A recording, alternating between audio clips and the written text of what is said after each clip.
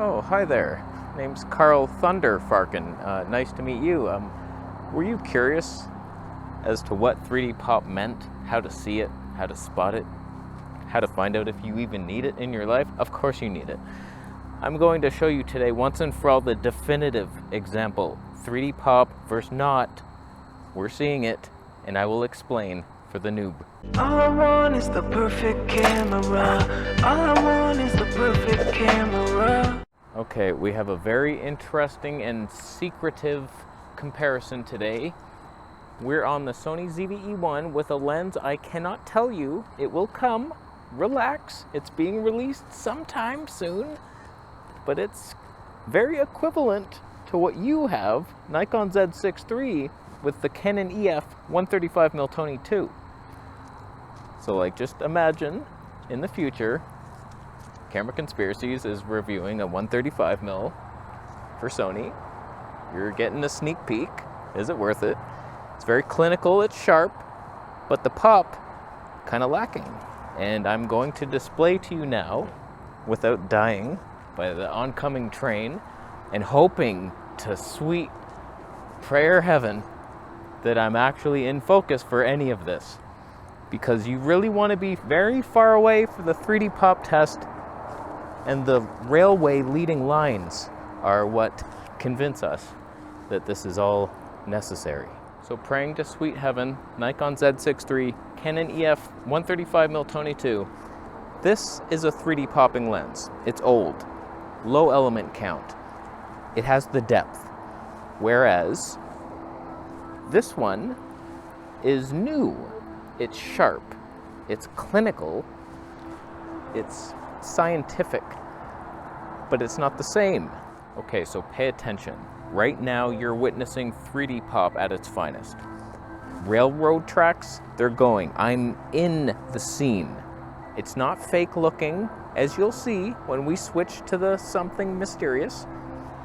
I'm no longer in this place, am I? I'm now green screened here. It's a separation effect where I'm the thing in focus, hopefully, and everything else just seems like something's wrong with the scene. It's flat. Now, some might say, who cares? Why do we need that in our video? I just want to be sharp and in focus. You have your point. You have an argument. I'm with you on it, somewhat. But if you're coming closer to the scene and it's just like a portrait type of thing, you might frame this better next time, but you might prefer the sharper, more exact image with less imperfections. One of them has character. One might say little chromatic aberrations. Uh-oh, those aren't good. Can't have mistakes in our lens. The tonne might have a little onion in it. Uh-oh, I'm crying. What's wrong with it? Whereas perfection has been reached. Has it not been? Wow, this is so much better. It reminds me of the Nikon Z 85mm 1.2, where I was like, yeah, it's a good lens, but not for me, because there's no pop. It was a flat thing to confound things even further. Some people don't even see the pop. What was that? I saw that. Don't panic. It's hard to even see sometimes. I'm looking at it, I'm like, I don't know. So whenever I'm thinking of buying a lens, I type that lens and flicker at the end. And then I'll see a bunch of images taken with that. And usually there's at least a couple people who didn't just snapshot their cat and they took a shot where you're like, you know what? That's got some pop. That's got some damn pop if I ever seen it. Hot damn. So it's like, okay. Once I saw 3D pop for the first time, I think it was my Zeiss 55mm 1.8, and I went out here on a train track and I was like, hot damn, what is that? What am I seeing right now? It just looked so real. And it's just the way camera manufacturers used to make lenses. They used to care about this depth thing, and then somewhere along the line, people complained about the little green outlines. And like, I saw it here on the 85 1.2, like each of these wooden planks was green, and like I didn't give a damn. because I was popping so hard I couldn't believe it. What the hell is on me? So it's like, it's up to you. What kind of photography do you do? And why isn't it video? You're a loser. I debunked you immediately. For me, whenever I get a clinical lens to test, which is pretty much everything always, because Zeiss is never reaching out to me, nor is Leica or Voigtlander, I'm willing to work with you for future reference. I always want to get rid of it immediately. I'm just like, yeah, it's sharp, it's nice. There's nothing special to the look though. And like, I'm a snob now. I've seen it, I've seen the pop.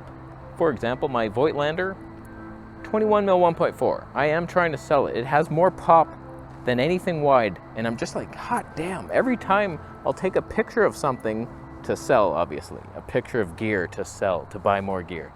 That doesn't count as photography. I take a shot and I'm just like, hot damn, I'm popping in that. It looks so real and weird and stretchy. It's just fantastic. Whereas like, what are you doing with your 20mm 1.8 Sony? It's like, ouch. The thing's flat and uninspiring. So like, what's the point? The only real issue with the 3D pop lenses is the best of them are manual focus only. And that's the kind of thing that ruins your heart. Like, I could do that. I could pick a thing, and I've done it, and I do it. It's okay, but it is way more fun to be able to walk around and still be popping thanks to fringer technology on the Nicky Boy. It's like, that's good times. That is gooder than most. I didn't plan for this exposure sun-wise to come back up. Uh-oh. But for a shot up close, you don't really see the pop. So it very much depends on what you're filming. If it's this, you're probably not, the background's obliterated on both. It does not matter. You probably could sense it.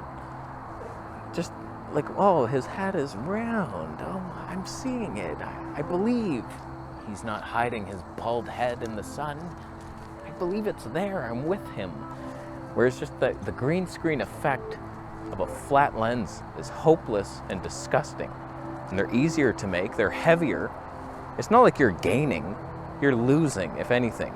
Heavier, more expensive glass. The interesting part about this comparison is I can't guarantee that the 135 even has pop, the Canon. The 85 1.2 definitely has it. This one is a beautiful lens. I think it has it. So I definitely should have brought the 85, but then it wouldn't have been the same, huh? So like, we're probably showing pop versus not so much. And I could be in focus. I would put a poll down below, but I know you're gonna lie to me just because you don't want to admit that you're seeing the pop, and you're gonna be like, I didn't see the pop, it wasn't. And you're sweating in the back room somewhere, fanning yourself off from the pop heat. So like, I don't trust you for the poll, but whenever someone in the future asks me like, what the hell is 3D pop? Instead of slapping them in a kidney punch, I'll direct them to this video and they'll see it now. Oh yeah. Or the other lens is better in every way and no one cared. Oh. So did you see it? You can let me know down below. I won't delete your comment immediately, but did you see pop in one and not the other? Or was the other so sharp and better that it didn't matter? I still think it matters, and burnin' popless hell.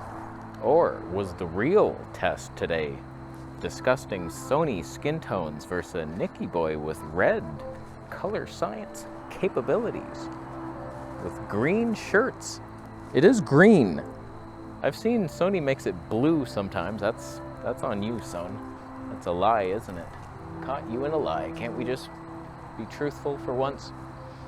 So, I do believe we learned something, not like an important something, but I only go for poppy lenses. I don't even look at others. Anything modern, sorry. Except the new Nikors, I have to test those. 35 and the 50 1.4 primes, Nikor, Z. Just a side rant about Z and Z, and then I'll leave. There was a song in kindergarten, A, B, C, D, E, F, J, and then X, Y, and Z.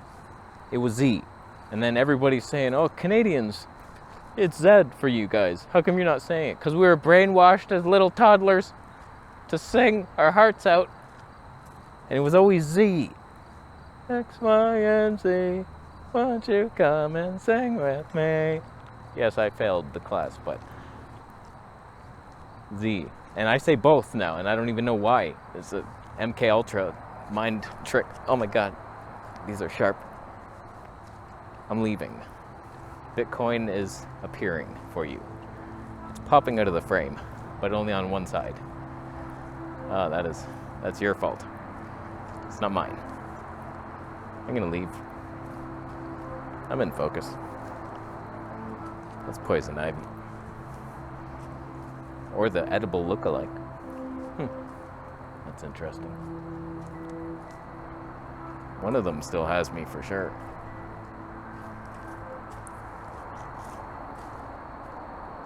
Subscribe for a minute, I'm saying it.